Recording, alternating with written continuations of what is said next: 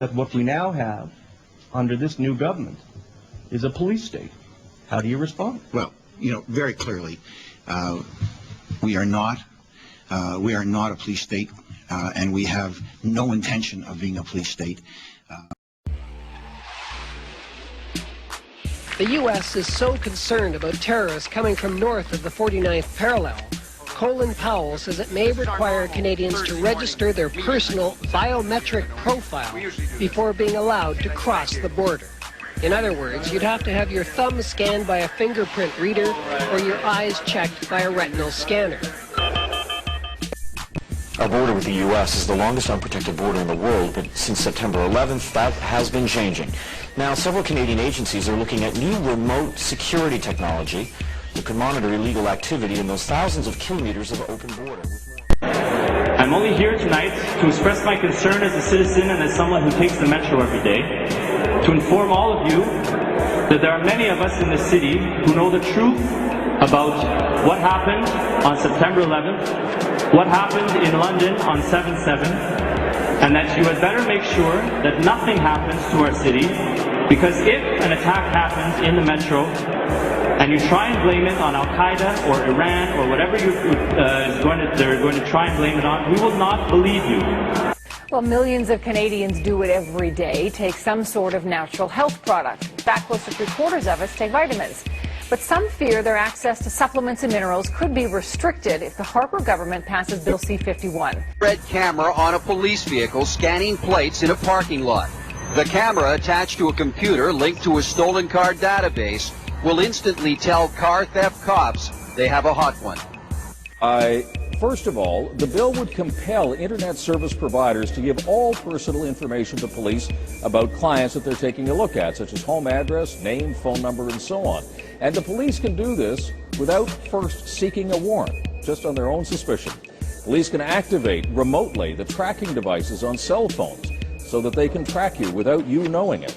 And it's also made, it is now a crime to participate with anybody else on the internet for the purposes of child sexual exploitation. There was also a secret agreement that was signed between the Canadian military and the U.S. military, allowing the U.S. military to operate on Canadian soil under U.S. command, if it has the permission of the Canadian government. Now, how did we find out about this? Well, the Canadian government kept it secret, so did the Canadian military. The U.S. military, though, broadcast it on their website. So Canadians found out through the U.S. that this agreement had been signed on February 14th. This country's top security official says plans are in place to perform fingerprint and retina scans on all visitors to Canada. Digital prints and photographs are already taken at foreign visa offices, but the incoming head of the Canadian Security and Intelligence Service says that program is going to be extended to include citizens of 60 countries who are able to visit Canada without a visa. Listening, a CBC News investigation has revealed police forces across Canada are using secretive wiretaps without a judge's approval. The practice is completely legal. Singled out and persecuted by government forces determined to enforce their own agenda. A Canada where only the police and military have guns. They want every firearm seized in this country. That's the long-term agenda. Once a populace doesn't have the ability to defend itself, it's no longer a governed nation, it's a ruled nation. The debate is settled. The debate is over. Gun control will be implemented. A balloon that's being tested by a U.S. company in hopes of landing a border surveillance contract. It's equipped with a camera that can read the letters on the side of a ship 14 kilometers away. It's very straightforward. It's an invasion of our privacy as Sarnians, as Canadians. It's an invasion of our sovereignty. Absolutely mind-boggling how a government can argue that it makes us safe to remove the rule of law. Because if you think it through, the rule of law is there to protect us from the state. And yet the state is passing legislation which seems more geared to protect the state against us than from us from safety concerns. That includes the idea of requiring all Canadians to carry mandatory citizenship cards. based on the maple leaf cards already carried by landed immigrants in Canada. We should have a debate regarding what's going on the field, on the vigilance agenda. Should we have a national ID card? There's right now 23 different ID cards in Canada.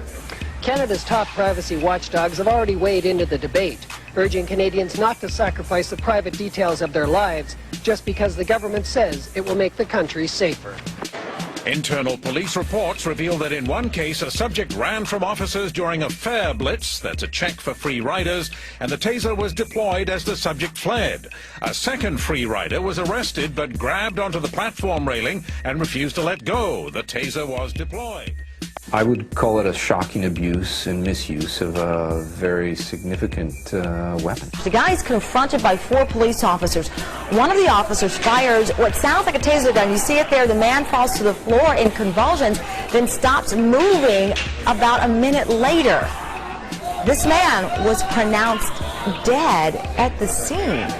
This is what this is about, the taser, which is coming in all over the world. And 55,000 volts of electricity, which has killed a significant number of people around the world. And I saw a newspaper headline when these first came out in America, and it was written by this journalist who'd seen it happen, and the headline was, "Anything you say, officer, just don't use that thing on me." That's what they're here for. People say, oh, it's bad for the taser, people are dying. No, it's good for the taser, people are dying. Because when you've seen people dying from a taser, someone pulls a taser out with a uniform on, you're going to do whatever he says. That's the idea. Mail, it's usually about the Bilderberg Group. And I get these books on my front door, which I'm uncomfortable with. And it's all about the Bilderberg, like they're the modern day Illuminati. Are you a member of the Bilderberg Group? I don't think we're supposed to talk about this. No, I'm just joking. The Bilderberg Group is just a think tank. And they get together every year, and it involves business leaders and political leaders from Europe and America, and you get really interesting people. There's never a direction given from the conference, never even a consensus. It's just a matter of debating issues and trying to illuminate the issues. But Frank McKenna was put on the spot about the Bilderberg Group being the modern day Illuminati, and we should bring that clip up. We're going to play that in the next segment. I mean, his face gets red. He doesn't want to talk. He's like, no, we couldn't be possibly responsible for all that's wrong with the world. And the guy goes, are you sure? You couldn't be? I think the idea of a world government, which is what Bilderberg is into by and large, the idea of a one world community, a new world order. You know, they see that as they see themselves as a government as opposed to a group of world leaders or people with influence at a global level who are talking about global issues, do they? They see themselves as headhunters. They'll get an up-and-coming politician who they think may be president or prime minister one day, and as globalist, industrialist leaders who believe that politics shouldn't be in the hands of the politicians, they try and influence them with wise words in the corridors outside sessions. The global economy to recover. It is a global economy. We're going to have to give up a little bit of our sovereignty in order to make the world work. We need a new way of thinking, a government that thinks big, that has a global perspective. We are going to have to take global responsibilities, and there is going to have to be some semblance of global governance on these questions. There's a possibility of combining U.S. homeland defense, the U.S.-Canadian NORAD partnership, and Canada's new command into a single new North American structure. The Amero is the proposed new currency for the North American community, which is being developed right now between Canada, the U.S., and Mexico to make a borderless community, much like the EU, and the dollar, Canadian dollar, U.S. dollar, and the Mexican peso replaced by the Amero. Canadians are pretty upset about it, whereas the Americans, apart from the Texans, are the only people who know anything about it. The rest of the public's really sort of with their head in the sand on this one. The strength, a greater global spread to demand and to economic wealth. There may be, to some degree, an eventual inevitability of other economies' currencies becoming also playing some role in a reserve currency. Everything is to be harmonized amongst the three countries of Canada, United States, and Mexico, and they've been focusing mostly and more quickly between Canada and the United States. But the most important thing that they've been doing to this process is merging the bureaucracies of the three countries. And you have to understand, this is a process of incrementalization. They do it bit by bit. so that you, the public, all of us, the citizens, will be fooled, will be tricked. We won't realize what's going on. Do it bit by bit. And that's a deliberate strategy. We understand the psychology of that. All of a sudden, we'll have a new entity and we'll say, where did this come from? They're debating the attack on Iran. They're talking about how to take out Hugo Chavez. They're talking about how to get their American Union in that destroys Canadian, U.S., and Mexican sovereignty. So we're talking about the death of Canada is what's happening in there right now. The death of your sovereignty is happening in there right now. CNN has even reported that these individuals have put out the policy reports through the Council on Foreign Relations that writes their scholarly white papers to end the United States, to end Canada, and to end Mexico. And it's not even on our radar that the government may be trying to pass legislation that violates our rights, that takes our rights away, that moves away from the rule of law. And we cannot sit still and allow that to happen, because we set the precedent. Even if the government doesn't do anything unreasonable with it for a long period of time, we've set the precedent, and it is too dangerous of a precedent for us to allow to be set.